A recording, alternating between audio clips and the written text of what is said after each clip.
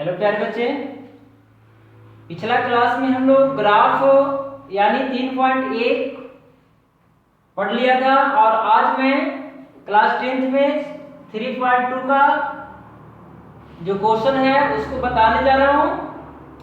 3.1 में ग्राफ से क्वेश्चन बना था और 3.2 में जो है कि दो चर वाले रैखिक समीकरण को कई मेथड से हल करना है। तो सबसे पहले जानेंगे हम लोग कि दो चर वाले रैखिक समीकरण को कितने विधि से हल किया जाता है। तो दो चर वाला रैखिक समीकरण को कई विधि से हल किए जाते हैं।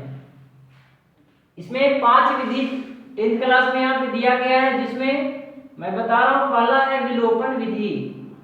विलोपन विधि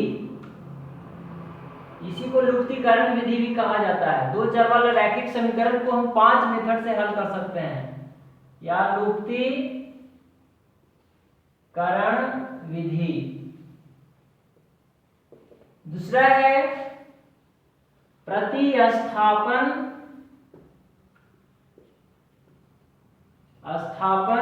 विधि और तीसरा है ब्रज गुणन विधि। चौथा है तुलनात्मक विधि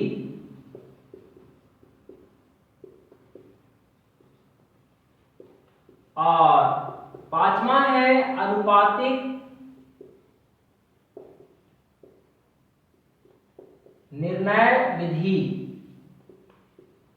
इस तरह से दो चर वाले रैखिक समीकरण को 5 मेथड से हल किए जाते हैं। क्लास 10th में पूछ सकता है कि इसे विलोपन विधि से हल करें, पूछ सकता है कि प्रतिस्थापन विधि से हल करें, ब्रजगुणन विधि से हल करें। यानी 3 विधि जो है बहुत इंपॉर्टेंट है। तीनों में से कोई एक विधि से भी पूछ सकता है। तो जो विधि से बोलेगा मैं उसी विधि से बनाऊंगा। यदि कह दिया कि सिर्फ x और y का मान निकाले, दो चर वाले रैखिक समीकरण को हल करें, तो मैं 5 मेथड में से कोई मेथड से भी बना सकता हूँ, उससे कोई दिक्कत नहीं होगा।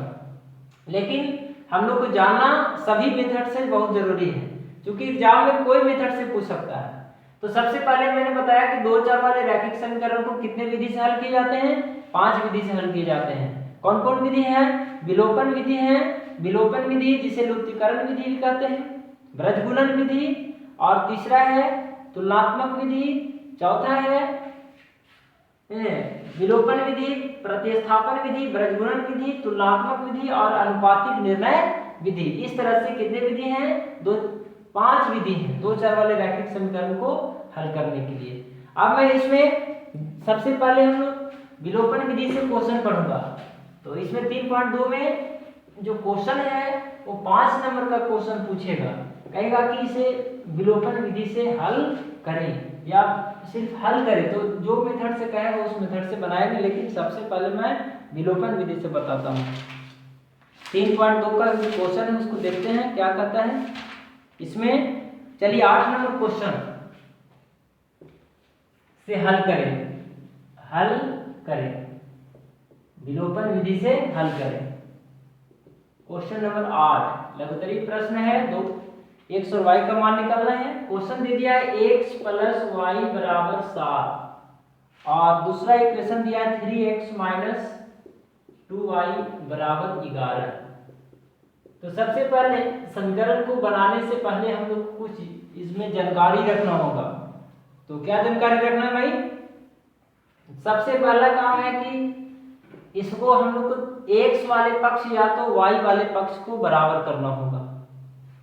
चाहे x को बराबर कीजिए या तो y को। अगर x आगे बराबर करते हो तो y का मान निकलेगा और y बराबर करते हो तो x का मान निकलेगा।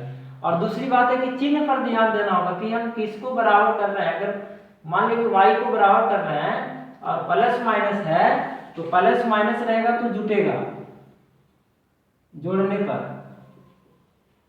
प्लस प्लस रहेगा तो घटाएंगे, घटाने पर माइनस माइनस रहेगा तो भी घटाने पर, और प्लस माइनस या माइनस प्लस रहेगा तो जोड़ने पर। यानी इस तरह से 3 बातों पर ध्यान देना होगा। जैसे यहाँ पे मान लिया कि मैं y को पहले बराबर करना चाहता हूँ, तो ये है प्लस और क्या है माइनस है, तो इसे यहाँ पे प्लस और माइनस है तो क्या होगा समीकरण जुटेगा। यदि दोनों माइनस रहता तो यहाँ क्या होता घटता, दोनों प्लस रहता तो घटता। कहीं सर x वाला तो प्लस है तो इसमें हम लोग को घटाने पर लिखा है। तो चलिए y को बराबर करते हैं। तो इसमें सबसे पहले देखना है कि y का गुणांक कितना है, तो y का गुणांक 1 है। सबसे बराबर करने का आसान तरीका है कि गुणांक का अदला बदली कर दीजिए। यहाँ 2 है, यहाँ 1 है, इसका गुना इसमें और इसका गुना इसमें, या तो अपना मन से कितना भी गुना कर करके बराबर कर सकते हो। तो मान लिया गया कि यहाँ पे हम कितना लिख लेते हैं 2, यहाँ 1 लिख भी सकते हैं और 1 नहीं भी लिख सकते हैं। यानी लिख सकते हैं कि समीकरण 1 में 2 से 2 में नहीं भी लिख सकते हैं, या एक से गुना करेंगे कोई परिवर्तन नहीं होगा। समीकरण 1 में 2 से गुना कर प्लस माइनस है तो क्या मैंने बताया था कि जोड़ेंगे, जोड़ने पर या डायरेक्ट हम शॉर्ट में लिख सकते थे समीकरण 1 प्लस 2। तो चलिए गुना करिए, 2 को x में गुना करेंगे, 2x प्लस कितना 2y, 2 सते 14, इसमें कोई गुना नहीं था जो कि ऐसी बराबर हो जा रहा है, ये हो गई 11। अब इसको मैंने क्या बोला कि जुटेगा, देखिए इसी कट गया, 2 और 3 कितना हुआ 5x हो गया, 14 11 कितना हुआ 25 हो गया। तो x बराबर आ गया 25/5, 5 बचे 25, यानी x बराबर आ गया 5। ये हमारा x का मान आ गया, x का आंसर आ गया। अब है x का मान समीकरण 1 में रखने पर। अब कहेगा सर 1 में आप क्यों रखे, 2 में क्यों नहीं रखेंगे हम, तो आप रख सकते हो 1 में या 2 में, किसी में भी रख सकते हो, जिसमें सुविधा हो उसी में रखें। x प्लस वाई बराबर कितना है 7 है, x का मान कितना है 5 आया, 5 रख देंगे प्लस वाई बराबर 7। तो y बराबर 7 में से 5 घट गया, कितना बच गया 2 बच गया, यानी y का मान 2 आ गया। यानी दो चर वाले रैखिक समीकरण में x और y दो अज्ञात पद का मान ज्ञात करना रहता है। x y या p q कुछ भी दे सकता है, ये भी दे सकता है। अब हम जब ग्राफ पढ़ाए थे तो उसमें जांच करने के लिए सिखाए थे कि कैसे समझेंगे कि मेरा समीकरण सही है। तो जांच करने के लिए सीखिए, आपको जांच करने से पता चलेगा कि मेरा समीकरण सही बना है या गलत। तो मैंने बताया था कि समीकरण 1 या 2 किसी में भी रख सकते हो। चलिए पहला में रख रहे हैं, पहला समीकरण यही ना है, x का मान कितना है 5 है, y का मान कितना है 2 है, बराबर 7। क्या 7 बराबर 7 नहीं आया, आ गया। इससे स्पष्ट हुआ कि मेरा समीकरण क्या है सही है, जांच हो गया। जांच करने के लिए कहेगा तो जांच भी करते हैं।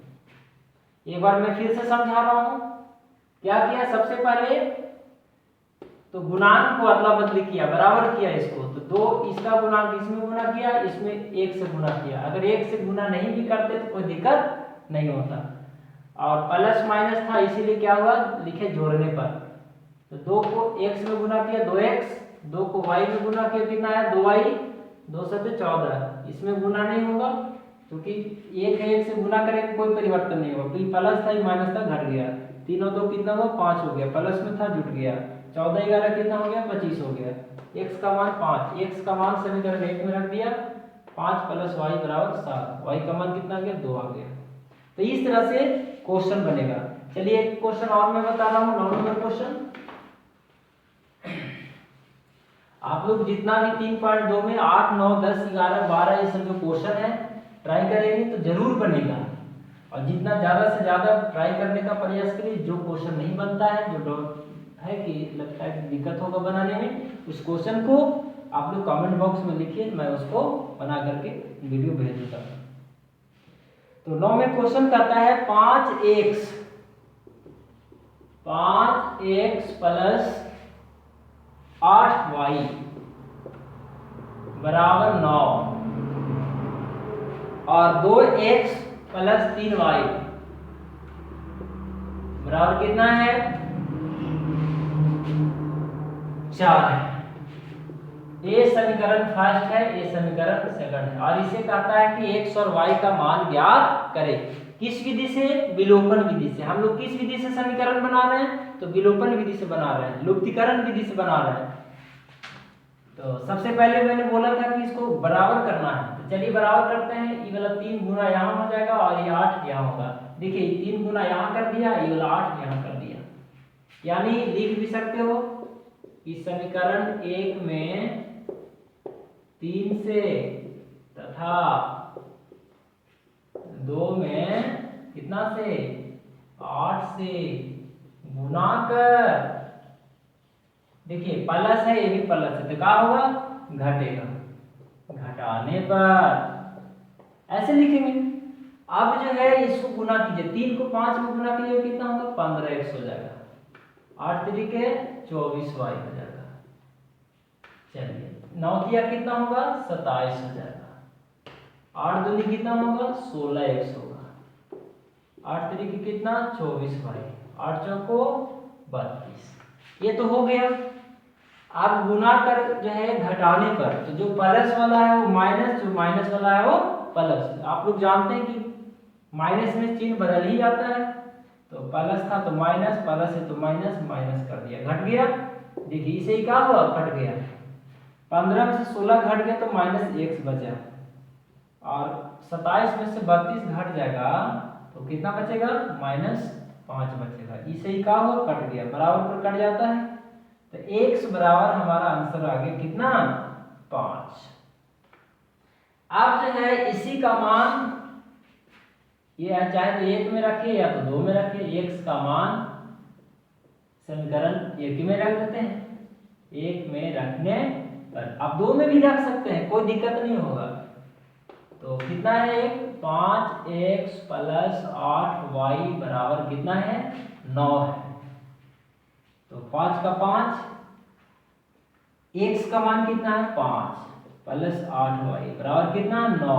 5 बचे 25 प्लस 8y बराबर कितना? 9।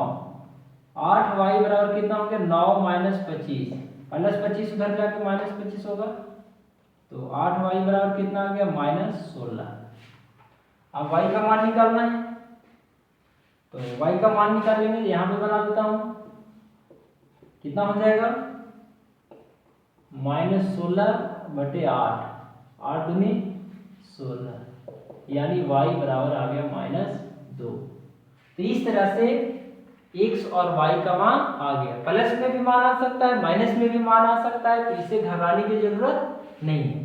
अब प्रश्न उठता है कि सर मेरा समीकरण सही बना है या गलत, इसको जांच करके बताइए। तो जांच करके देख भी सकते हो, जांच रहे हैं। मान लिया कि पहला में भरते हैं मान, 5x प्लस 8y बराबर कितना है? 9 है। तो 5 का 5, x का मान कितना है? 5 है, 8, y का मान कितना है? -2 है, और ये 9 है। 5 बचे 25, 8 दूनी 16, प्लस माइनस माइनस 9, 25 में 16 गया तो कितना? 9, 9 बराबर 9। ये हमारा हो गया प्रूफ। तो इस तरह से क्वेश्चन जो है, जितना भी इस टाइप का क्वेश्चन है उसको आप लोग क्या करेंगे?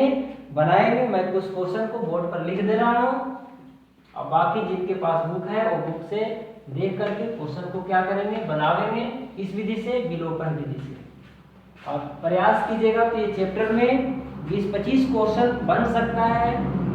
इस टाइप का जो भी क्वेश्चन है वो बन सकता है विलोपन विधि से। मैं नेक्स्ट क्लास में दूसरे मेथड से भी बताऊंगा, ब्रजगुणन विधि से कैसे बनता है, प्रतिस्थापन विधि से कैसे बनता है, तुलनात्मक विधि से कैसे बनता है।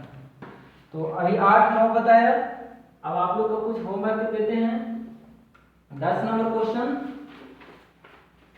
देखिए, x प्लस 2y माइनस 1 बराबर 0। दूसरा है समीकरण 2x माइनस 3y माइनस 12 बराबर 0।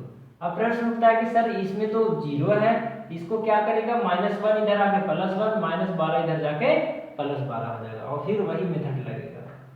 11 नंबर क्वेश्चन, 2x -3y बराबर 13, 7x - 2y बराबर 20। ये रहा 11 नंबर क्वेश्चन।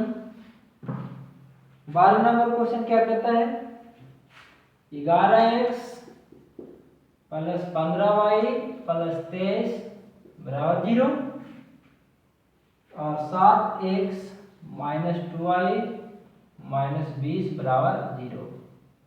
ये रहा कितना नंबर क्वेश्चन, 12 नंबर। और मैं क्वेश्चन लिख रहा हूं 13 number question.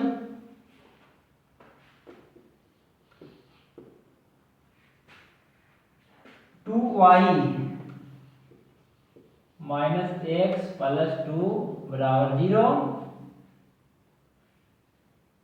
4x plus 5y plus 1 बराबर 0। ये खत्म हो गया है। 14 में 7x प्लस 4x है, 4x प्लस 7y बराबर 20, 21x माइनस 13y बराबर 21। 15 में है x माइनस 5y बराबर 11, फिर है 2x प्लस 13y बराबर -4, 2x प्लस 13y बराबर -4। ये रहा कितना नंबर क्वेश्चन, 15 नंबर क्वेश्चन। और क्वेश्चन है 16 में भी बना सकते हैं आप लोग। 17x प्लस कितना है 10y बराबर 108, 18 और 15x माइनस 6y बराबर 30। ये 16 नंबर क्वेश्चन है। 17 नंबर क्वेश्चन भी बनाएंगे। 7x प्लस 11y माइनस 3 बराबर 0, 8x प्लस y माइनस 15 बराबर 0। तो इस तरह से मैं कुछ क्वेश्चन को दे दिया हूँ और बाकी जो क्वेश्चन है किताब में और है, इसे भी जितना भी इस टाइप का क्वेश्चन होगा उसको आप लोग क्या करेंगे, बनाने का प्रयास करेंगे।